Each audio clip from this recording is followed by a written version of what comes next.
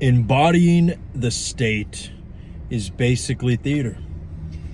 I am Neil Larthos. I'm the next Abdullah, and we're going to make you the next Neville Goddard. Okay, so listen up, guys. Look, whenever they talk about living in your end, there's so many different techniques. Okay, you go on Reddit, everybody thinks that they have all the answers, right? I'm not going to be one of those manifestation coaches who's going to tell you that my way is the best, even though it is. But in all seriousness, there's only one true technique, and that's you. You are the technique. Your SP is not the special person. You are. You're the specific person. Once you make yourself God, everybody else treats you like God. Okay? Now, I have a lot of videos already on my channel that talks about this, so I'm not going to waste too much time. But in case you don't already have the FYI, you are God, you are source, you are not the mind, you are not the body, you're just the observer of the mind and the body. And when you figure that out, you realize that you can play with different characters. You can do different roles. The character that has been doing the 9 to 5 every single day, who's a fan of Hannah Montana and, you know, Bad Bunny and all those musicians in your life, that's just a character that you're playing, right?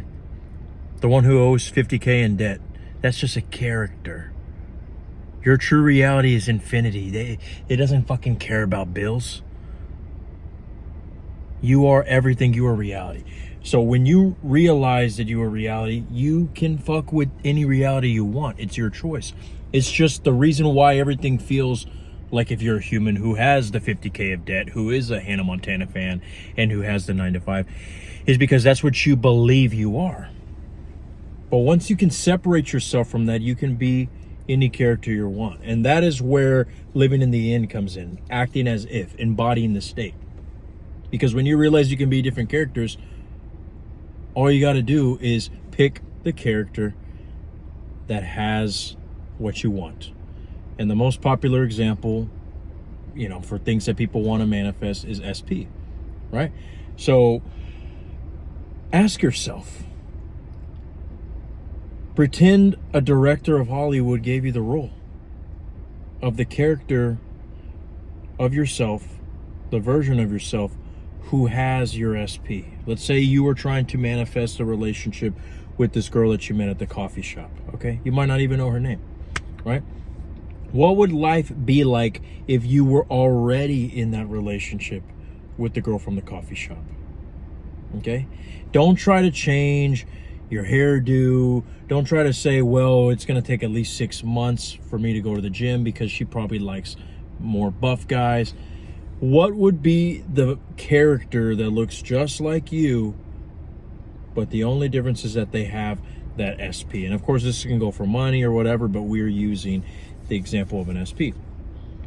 Pretend the director gave you that role, and I want you to be that character. You see, I was just watching an interview of The Black Phone, okay? And they were talking to Ethan Hawke. Maybe some of you guys have seen the sequel, right? He was saying about how it was his first role where he's playing a character like that. And if you guys haven't seen it, basically it's a horror film where this guy is like a, you know, a fake magician or whatever who ends up kidnapping kids, and he's a serial killer, and he wears a mask, and, you know, he's basically a psychopath, right?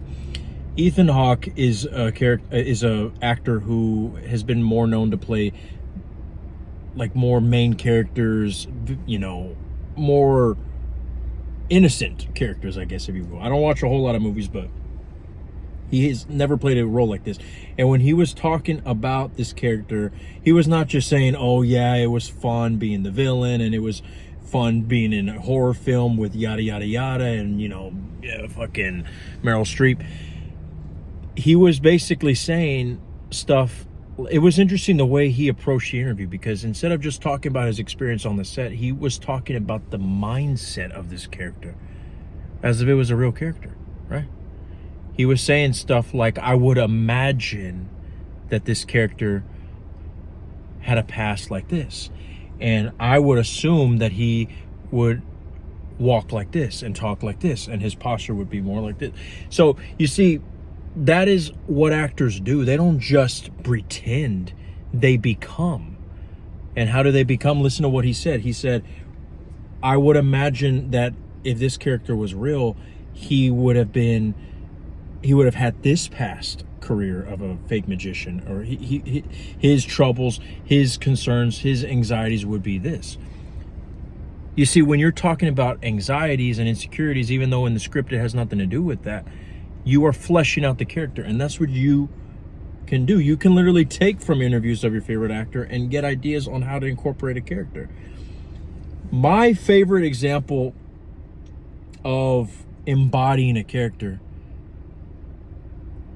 is none other than RDJ himself. I'm sure if you guys have a little bit of decency of taste, y'all have heard of the movie Tropic Thunder. And if you haven't, there's so many clips of that movie on YouTube. You basically can get all the highlights right here on YouTube. Tropic Thunder, Robert Downey Jr., obviously he's a white guy. He plays the fuck out of the role of Lazarus fucking Henson, or whatever the fuck his name is. He's a white guy playing a black dude. In that movie, first of all, it's fucking hilarious. But in that movie, he's an Australian actor who puts on blackface. And they're in this sort of thing where there's cameras everywhere, hidden cameras. It's almost like a reality TV show, except it's supposed to be made into a film.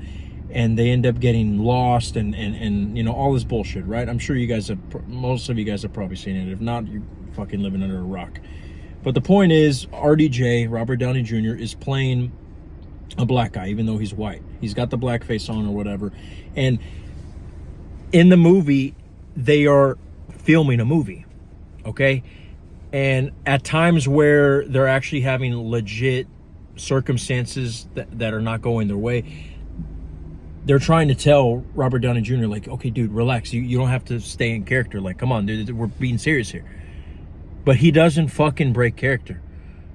Even when Ben Stiller is like, come on, I can't believe you people. He's like, what do you mean, you people? And they're like, bro, come on, dude. Come on, man, we're being serious here. But he does not fucking break character. Even to the point where he gives the fucking for 400 years speech to the only black dude on set. It's a fucking amazing movie. But the point is, the way that Robert Downey Jr.'s character would not budge. He wouldn't, no matter when everybody was saying, okay, it's fine, you can rest now. He did not want to break character. And that's the way you have to be. You know, and I even imagine, even though, of course, the movie was, you know, scripted, I imagine whenever I watch movies like that, what would a person be, you know, what type of mindset would a person have if this character was actually real?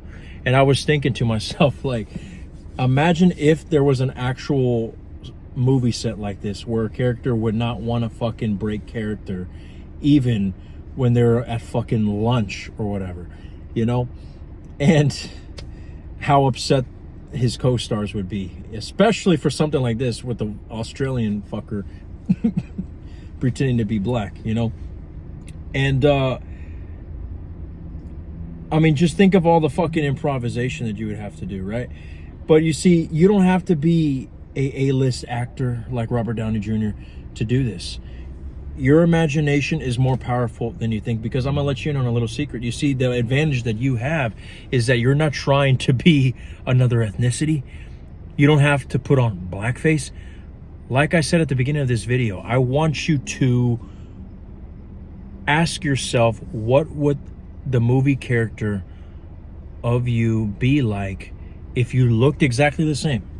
If you had the same job, if you had the same status, if you had the same money, the same big fucking zit on your forehead. But the only difference is if you had SP, or if you had that other thing that you're trying to manifest. That's it. Because, yeah, there could come a point where you're trying to manifest something and you end up being inspired to change something about your appearance, or go work out more, or lose a couple of pounds, or whatever, or even change careers. But I only want you to do things like that if it becomes natural, if it doesn't feel forced, if there's no pressure.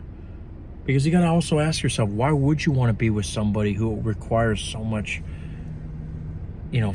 fucking standards, and they don't accept you for who you are? If you are happier making those improvements, then do that. But that's why I've said before that self-improvement is gay.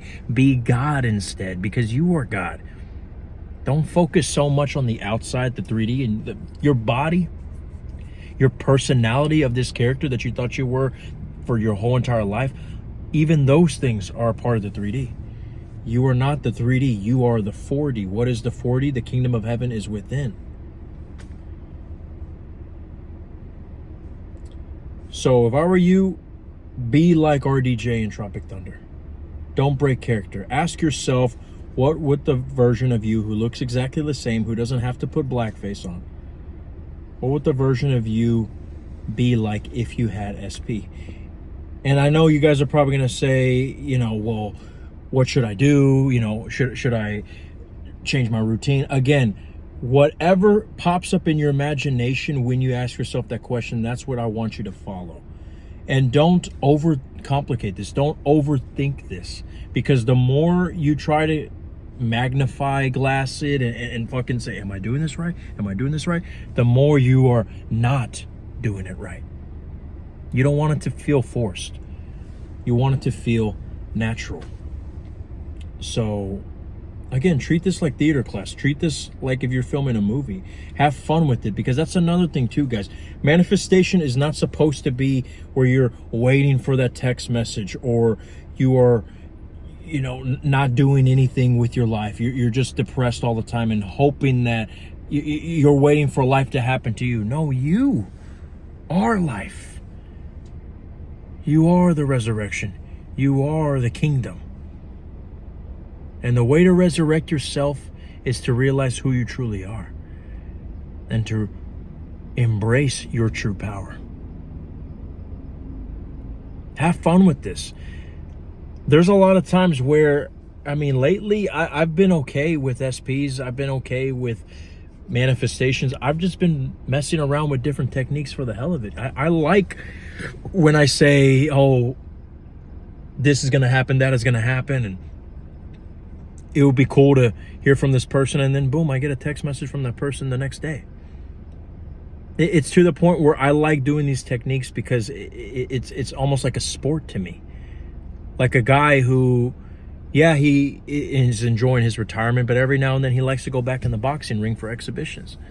I can't help it, man. I like this shit. It's fun. And that's the way I want you to approach manifestation as well. Is, we are creators. We are